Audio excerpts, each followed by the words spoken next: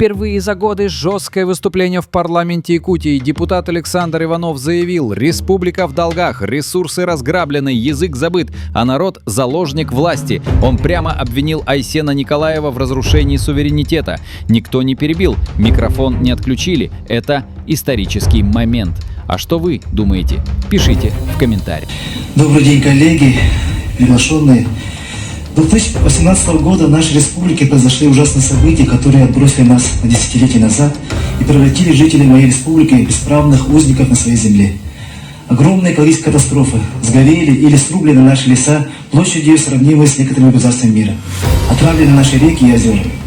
Целенаправленно поменяли Конституцию, превратив жителей республики из хозяев своей земли, лесов и рек, преступников и заложников античеловеческих законов. Когда права защищенность любых недропользователей и властимущих выше, чем у обычного народа, веками живших здесь. Имея самую богатую по недрам республику на триллион рублей, мы по нищете находимся в позорном 70-м месте. Наш бюджет загнали посредством эффективного управления своими концессиями, ГЧП и безудержными затратами в такие долги, что уже пытаемся распродать последние активы республики и неугомонно приближаемся к банкротству.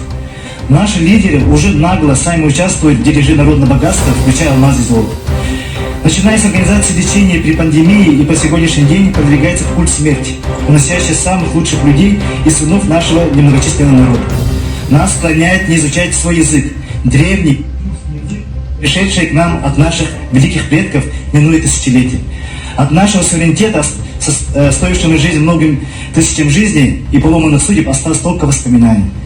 И за всеми этими бедами, выпавшими на нашу республику, стоит человек. Человек, который поклялся защищать нас перед Конституцией, народом и Богом.